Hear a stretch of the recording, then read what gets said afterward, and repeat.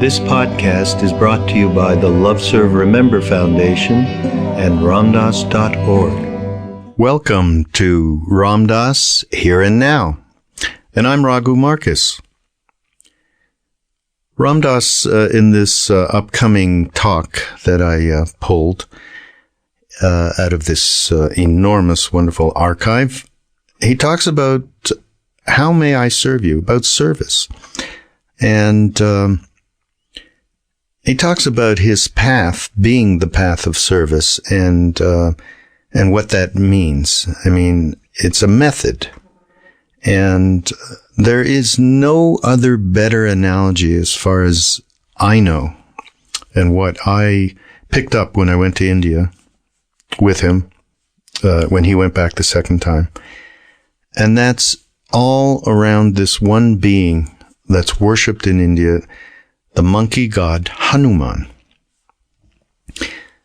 Now, I'm not sure if I mentioned Hanuman in any previous podcast because he comes up often. In every temple of Nimkaroli Baba, Maharaji, our guru, that we went to, Hanuman was prominent.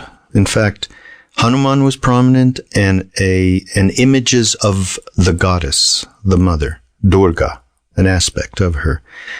And so I remember when I first went there, I mean, I knew nothing from nothing about any of these deities.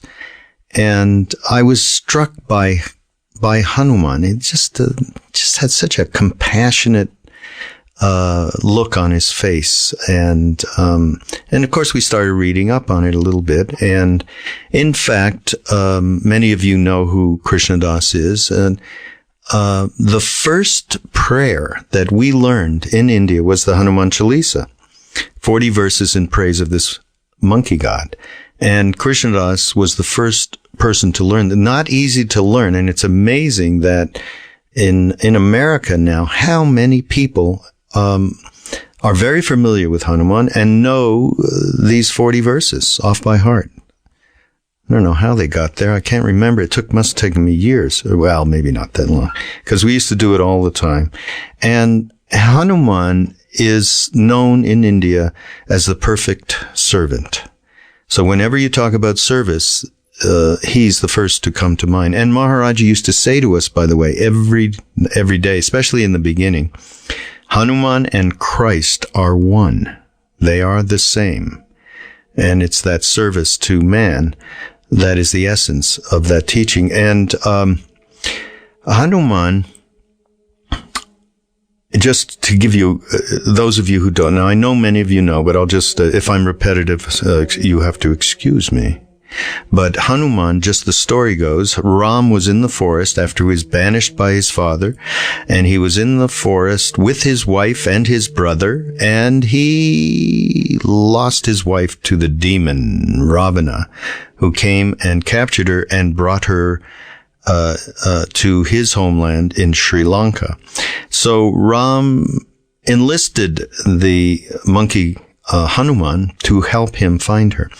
So off, as the story goes, off he went and encountered all sorts of adventures which showed various powers that he had. He had the power to become huge. He had the power to become as small as a gnat. And he eventually went to Sri Lanka. He found Sita, Ram's wife, and he burnt the town down because they lit his tail on fire. It's there's so many levels to this story. It's out of the book that it's called the Ramayana.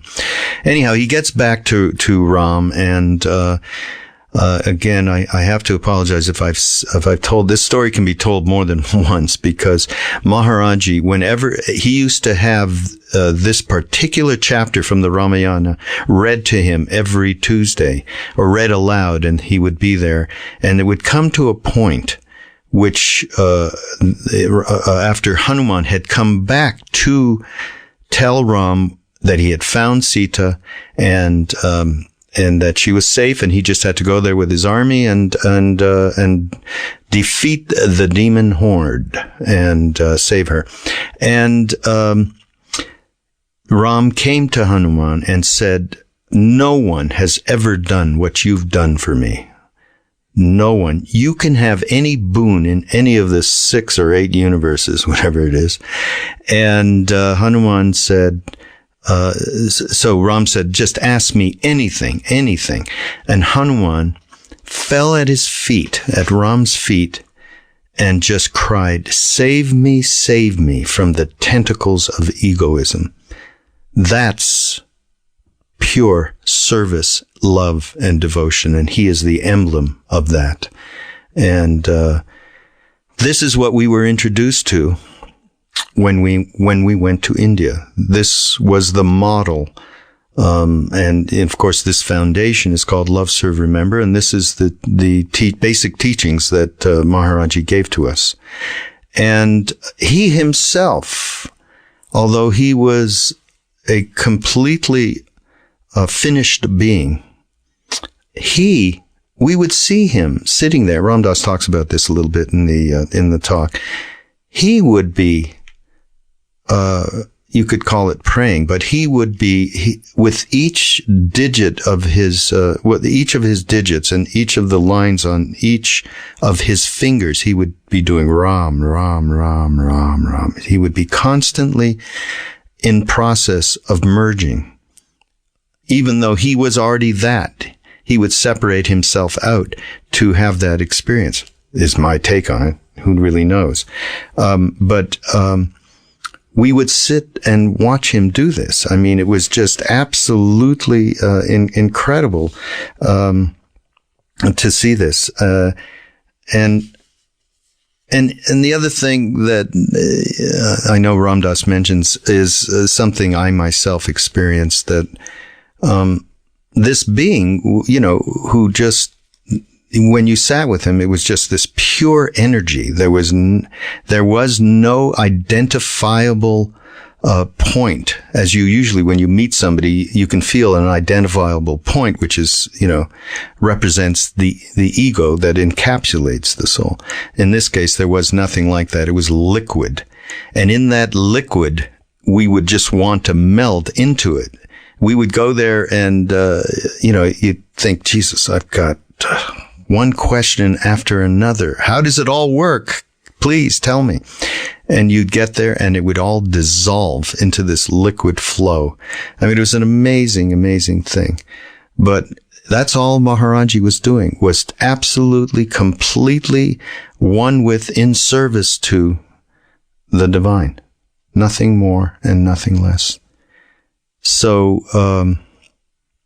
how may I serve you? In fact, when I first met Ram Dass in his father's farm, he would do this particular exercise, and this was the first time for me. I'd sit down and he'd face you and you'd have eye contact, and he would say, how may I serve you? And he talks about that in this talk about, just releasing everything of himself as he sat with a person and just would surrender into the moment and just be of whatever service he could be for that individual. And that was his practice. That was his method. And indeed, we can all take some of that on. And what else do we have to offer to anybody? But is to just offer service to, and prayer for everyone to be happy, for everyone to be peaceful. So here is Ram Dass, here and now. How do you do it? How do you do this trip?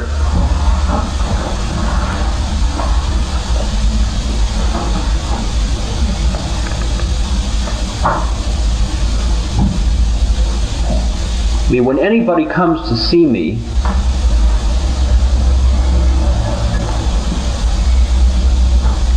anybody who comes in the door, I offer them tea, I light incense, and I say to the Guru, allow me to serve you in the person of the being who's just come. I feel very much like Ram's Guru, who says to Ram, thank you for letting me do this thing for you. because this is my method. Dasoham, I am servant. Dasoham. Then I do my mantra until I cool myself out and get myself perfectly centered. And then when I can say it with full conviction and with complete openness and without being cute, which is hard because I'm a beginner and I got lots of ego. I mean, you are as hip an audience as I could ever conceive talking with. And you and I both know where we are at. And I stand in a way naked before you. There's no attempt to say I'm a realized being. I mean, all of this, all of the fancy halo and the beard and the dress and all the business is not to come on like being somebody else. I can only be where I am because you only teach by being. The truth is directly perceivable to anybody that's listening. And I found this out a few years ago when I used to speak to people in the village or the Haight-Ashbury, places like this. I found out that the least impurity I tried to cover up sent out a vibration and everybody understood. And I could be nowhere but where I am each moment. So I have to say my mantra until I can say to the person, how may I serve you? And mean it. Because I have got to look at that person and see that that person is Ram. That person is God. Now when I say you, it's like a technicality and it almost feels like a cop-out, but it isn't. It's a very profound implication about who you is and who I is. It's like Ram saying to Hanuman, saying to Ram, how may I serve you?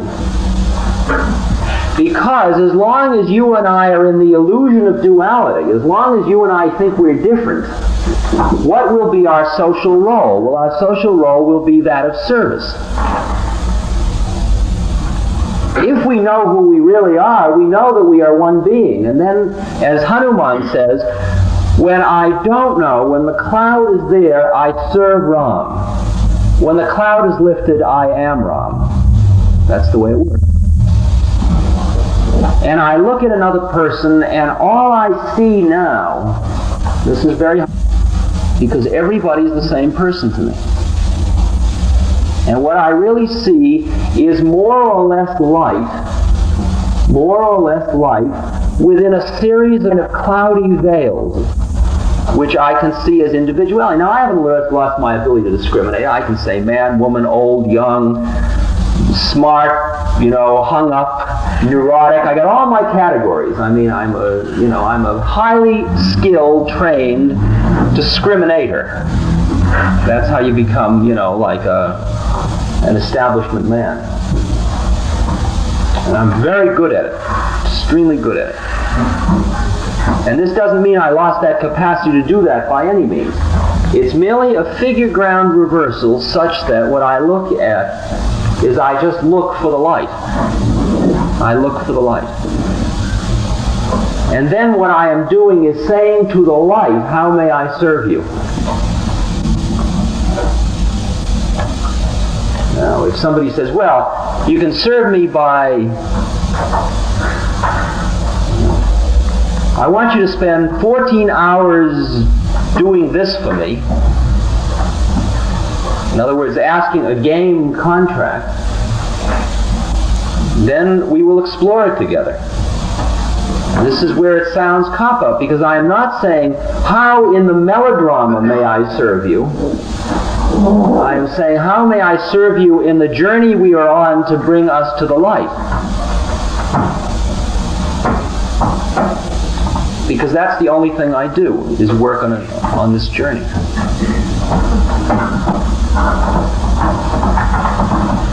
But within that, it might be any kind of service, because it doesn't matter.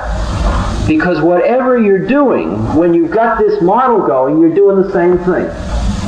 When you're When you're living in a community or in a family, when you're cleaning the behind of a child, when you're changing a diaper, when you're feeding, when you're loving, when you're dealing with a scraped knee, when you're supporting somebody who's hung up because they're so caught in their world of games they can't see their way out, and you're just being there with them, how may I serve you? You're serving God at every moment. That's what's making life that is profane sacred. That's the operation. That's karma yoga. That's karma yoga. That's karma yoga.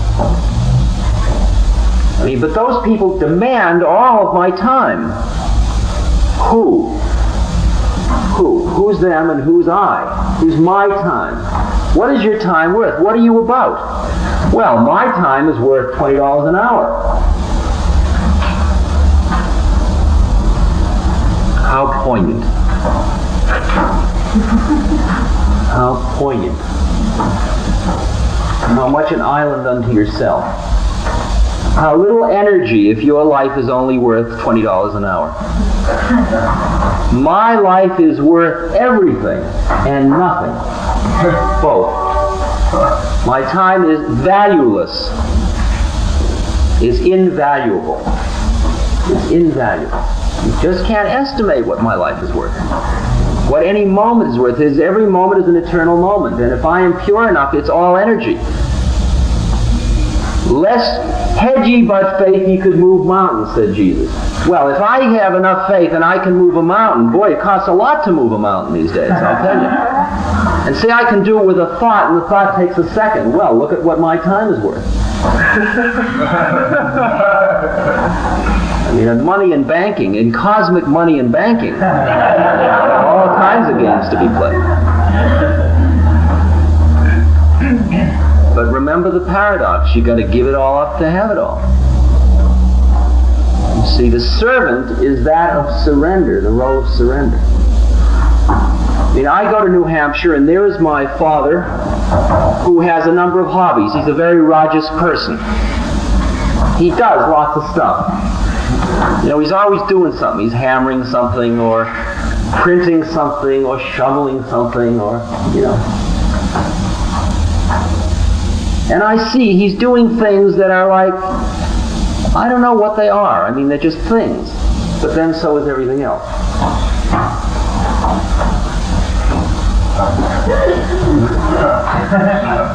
So I come along and I say, how may I serve you? And he says, well, would you hold this?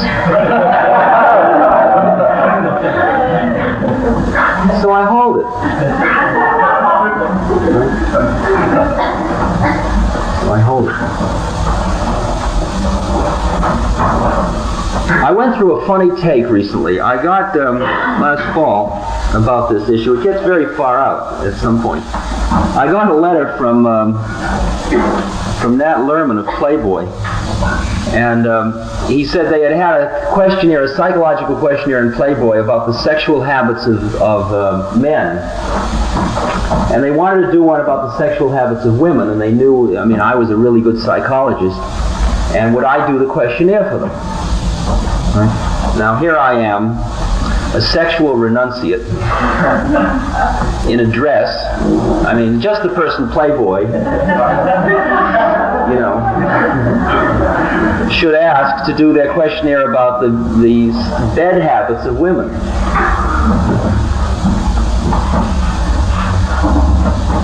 How may I serve you? That was the trip I went on.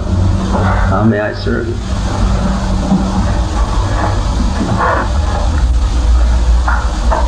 And I knew that if I did that thing in order to bring enlightenment to the people who would take the questionnaire, Playboy would not accept it. So I wrote and I told them the problem. I said, would you ask Christ to do this?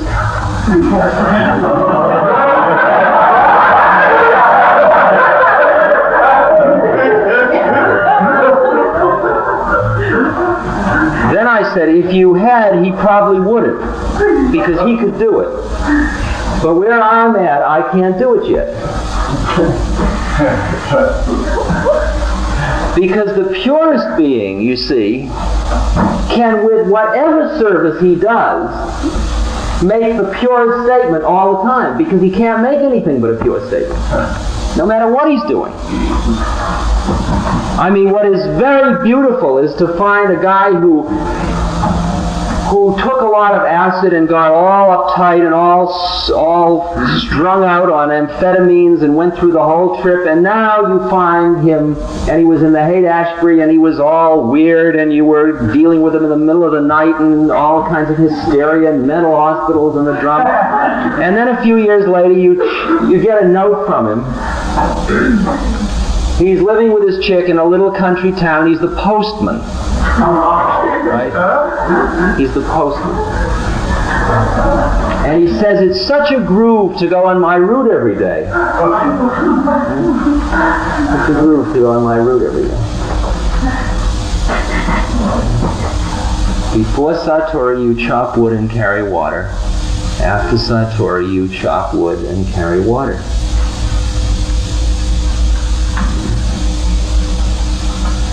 You mean you went through college to become a postman?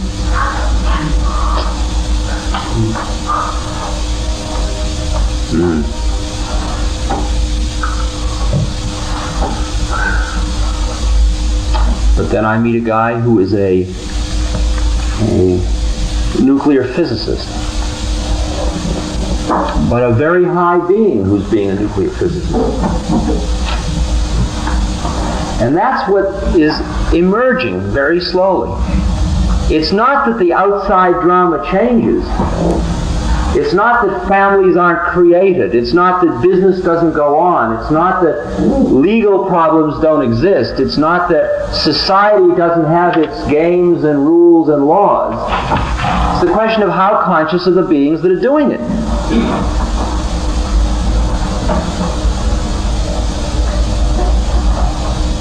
Because if a person has surrendered their ego, then they do what is in harmony with the universe. And what does that mean specifically? What is the harmony and what is the universe?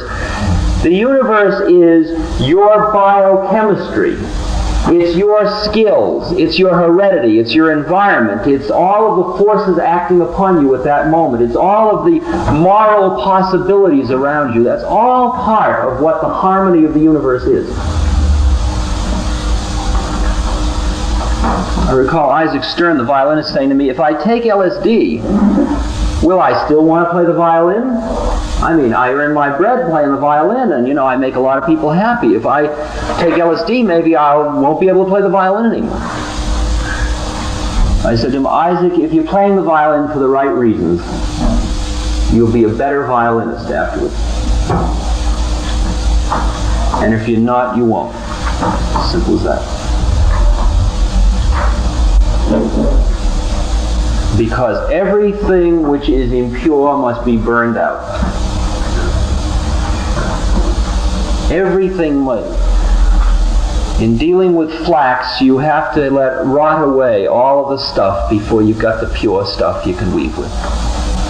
It's all got to be rotted away, and all the impurity has got to be burned out of the system. That is the work that I am doing. It's the only work to do, as I understand it. There's nothing else to do. I mean, what I'm doing here may be useful to you and it may not be. I'm doing it as a purification exercise on myself because there's nothing else to do but keep working on myself, because all I have to offer to any other being is my own purity, is my own being, is my own state of existence. And I realize that the less ego there is, the more there is to offer. That's the funny thing about it.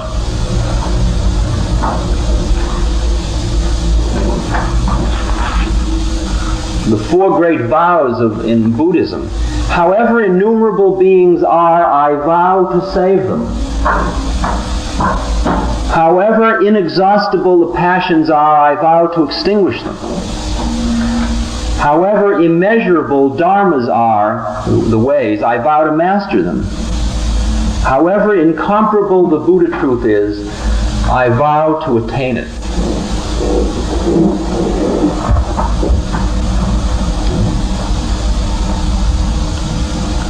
doesn't mean you become a passionless bumping along.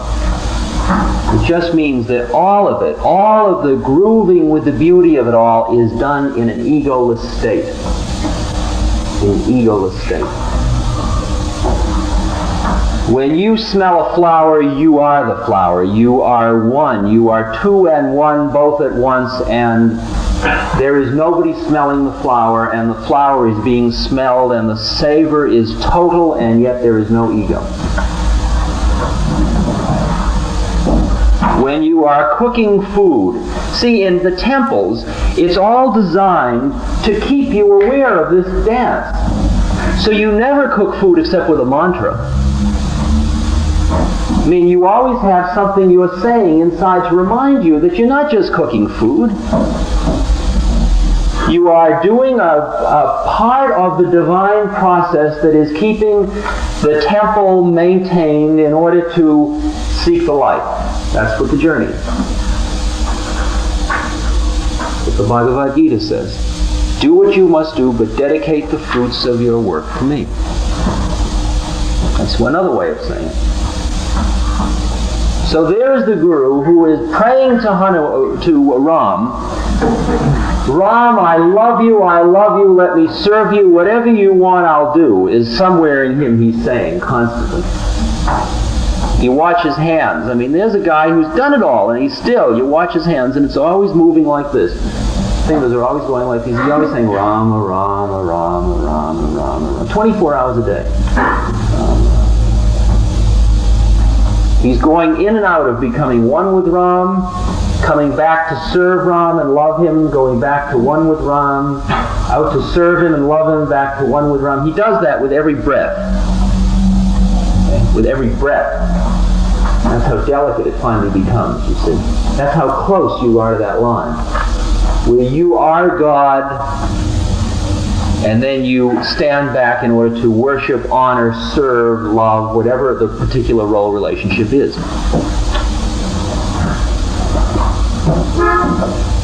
Very egoless. The result is that the guru, to everybody around him, is pure energy.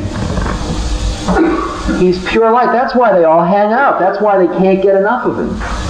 I mean, I can go to the guru and I got a dozen intellectual questions and I got this and that, and the next thing I walk up to him and it all turns into liquid, it's all gone, and here we are, and boy, there's just nothing left of me. It's just pure light, pure love, pure energy. You can't imagine what basking in that it feels like. Well, you can imagine. You can imagine. Because you all do it at moments. You all do it at moments. You all get to that place inside yourself where it's all right. It's really as beautiful as I thought it was, as I dreamed it might be. There's so much light and so much calmness and so much crystal clear beauty, so much awareness, so much energy, and yet it's not that. It's energy. It just is energy. It's not energy that has to do anything. It's energy that is here. It is energy. You are energy.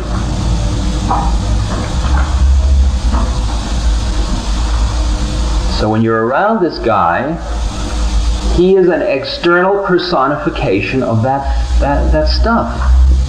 That stuff. And so once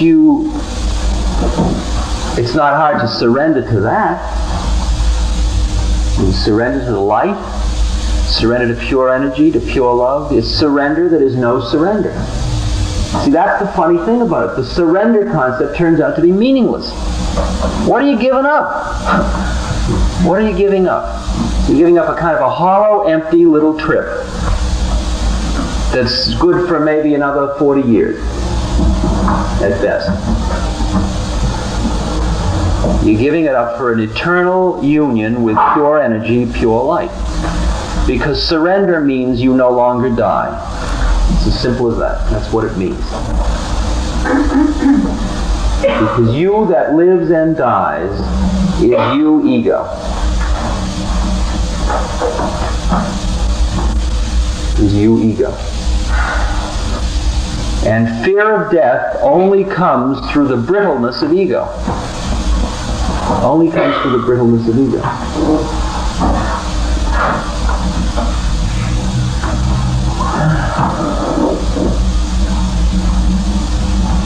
Total surrender. Total surrender. There's no more you. No more life and death. Yeah, I'm going to die. Wow. Whew, dig that. I'm going to live. Wow. Dig that. Garbage. Oh, wow. Dig that. The new blossom on the tree. Oh, wow. Dig that. Patterns of energy. Patterns of energy. All patterns of energy. You're part of it all. That's the place. That's the place. So, my father says to me, when are you going back to India? And I say, I'm going back, and the Guru says I am to come back in 2 years. He says, well, do you do everything he says?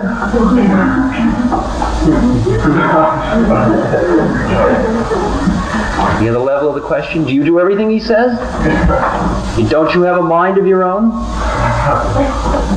We're giving you this executive position in this company, and we want you to know you'll have a great deal of independent decision-making power.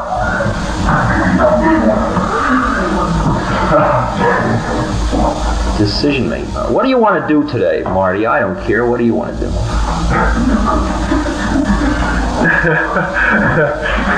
I remember a few days standing in London. I had fled from Copenhagen, where we had had a very unfortunate thing with a psychological convention. And we were in London, and Tim and Bill Burroughs and I were walking through the streets, high on something or other, and we were spending just days going from park to tea room to park to tea room. And every now and then we'd be at a corner and somebody would say, well, should we cross the street? And we'd stand there and nobody seemed to care. Because we were all fulfilled at that moment, right there on that street corner in London. We were all just very, very here.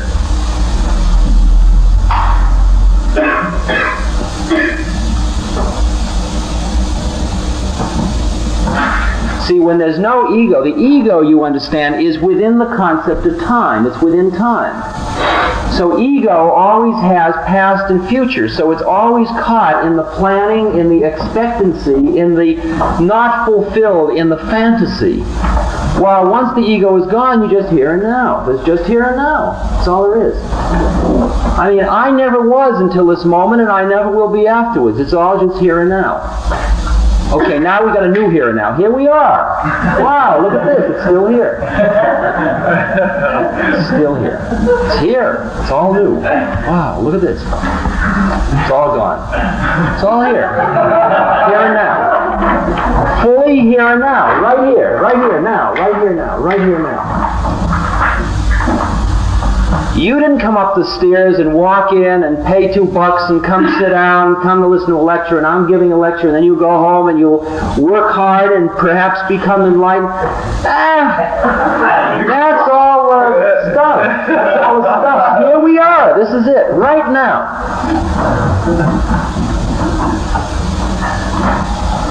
You don't have to have that urge, that desire, that unfulfilled thing. Just let it be. Just be. Just be. Be. Calm. Be. Be more. Be more. Be more. More. What's holding you back? Your thoughts, huh? Got to give them up. Just ego planning. What are you doing? Planning for the future? Well, it's hard to be now, but later, forget it. That's later. Here is here. Now is now. Are you going to be here or not? Simple as that. Simple as that.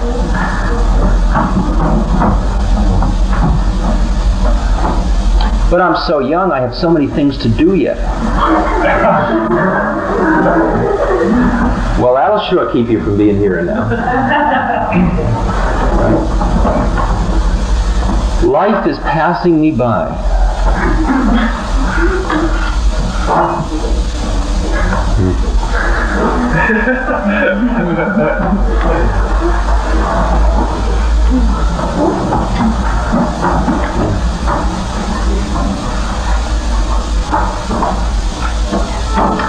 But if I just live in the here and now, won't there be chaos?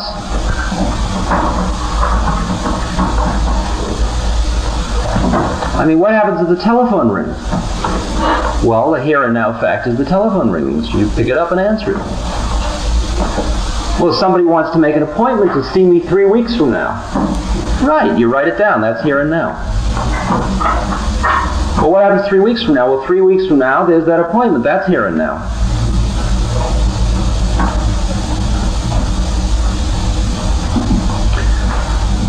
When your child comes down the stairs, this is the first moment all over again.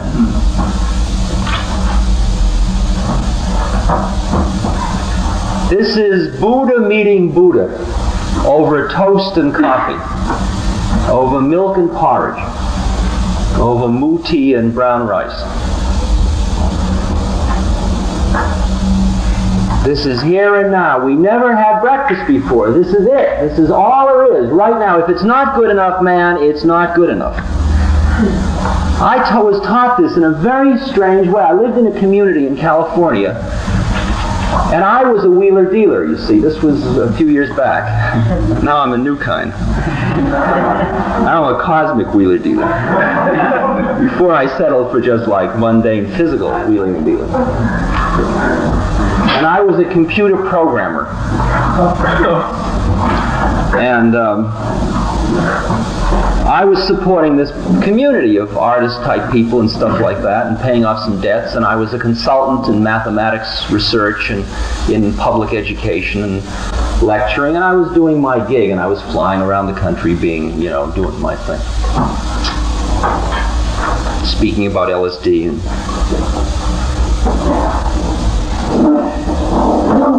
And I was living in a community. I want to digress to tell you where this first happened to me. I got to go back more. I've got to go back to 1954 when I didn't understand what was happening. That's why I didn't remember it till just now. I rented a farmhouse. I was a graduate student. I rented a farmhouse. I was living in the farmhouse, and I was a wheeler-dealer graduate student in those days. And a fellow called me and he said, I've just come back from India. May I stay at your house for a while? I said, sure, man. Come by. Big house. Come and live here. So he moved into the house. Every morning at 7 o'clock, I would get up and I would go in and I'd brush my teeth and I'd shave and I'd put on my tie and my jacket.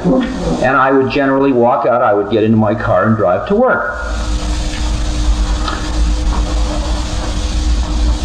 After about a week, I would walk out the door of my bedroom, and there he would be sitting in the living room, just sitting there. He might have been sitting there all night for all I know. I don't know. And I would go rushing by him. Hi, Rob. Good morning. I'd be halfway out to the car before he would have finished the good morning.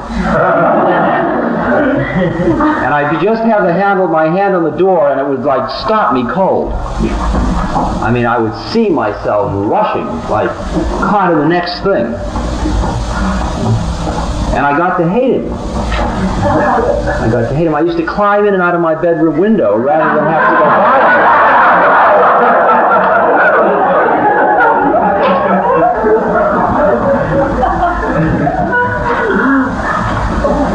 Okay, now we're 10 years later, and we're in this community in California, and living with a very, very high being by the name of Steve Durkee, an artist.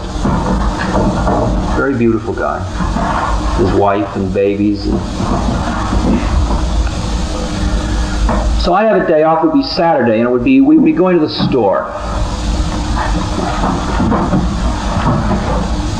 It'd be the dog and the babies, and we'd all get on the Volkswagen microbus, and there'd be Jane, the gal I was living with, and her baby, and me, and Steve, and Barbara, and the whole scene in the microbus going shopping.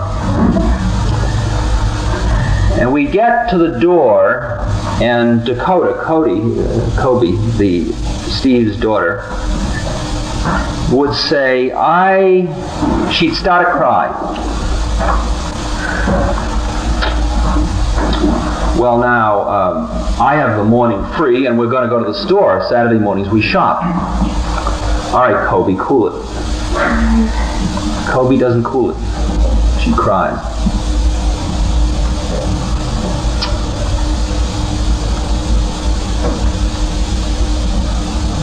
Well, maybe we'll go to the store with Kobe crying. Well, maybe Barbara better stay home with Kobe. No, Kobe doesn't like that. She cries louder. Well, what's wrong, Kobe? Kobe's not going to tell us. She just wants to cry. Well, she's just being a kid. See, this is my head. Let's go. Come on. We're going to the store, aren't we?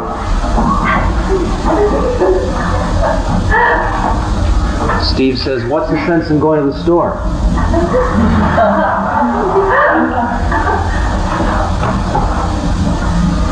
I mean, it's like, what price efficiency? What happened to the human beings in the shuffle? What happened to the vibrations in the shuffle? So, I mean, we do this absurd thing. We'd all stop around this little kid, you know.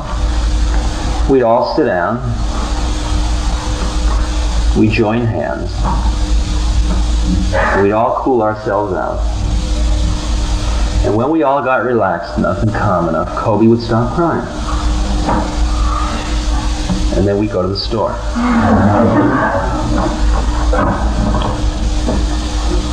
And Steve taught me that if you get so efficient that you've got to turn off the vibrations of the scene because you're so busy about the future or the past or time has cost you so much. It costs too much. It costs too much. Because here and now is all there is. And if it isn't beautiful, man, there's nothing. So you say, well, I can't have it beautiful now, but later, when you get the food home, it'll be beautiful. Later never exists. Later never... How many people do you know now, self-made men that are 70 years old, for whom later never exists? They did it all for later, and now they're saying, I did it for you kids, and what are you doing? You're becoming bums, you're taking drugs. I did it all for you. And you're not giving me happiness in my old age. That's what I did it all for. I was miserable all the way through doing it for you. Time binding. Time binding. Time is part of the illusion. You're in time, you pay. You pay heavily for it. Now that doesn't mean the whole world falls apart. The funny thing was, we got everything done all that year we ever had to get done.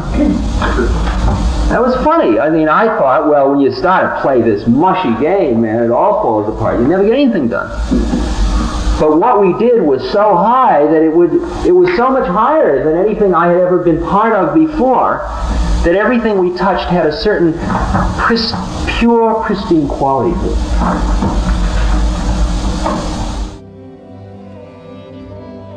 This podcast has been brought to you by the Love Serve Remember Foundation and Ramdas.org. We appreciate all the support for the foundation and for Ram Dass's work, and we hope that you will continue that support. You can go to Ramdas.org and click on the Donate Now button and follow the prompts. Thank you.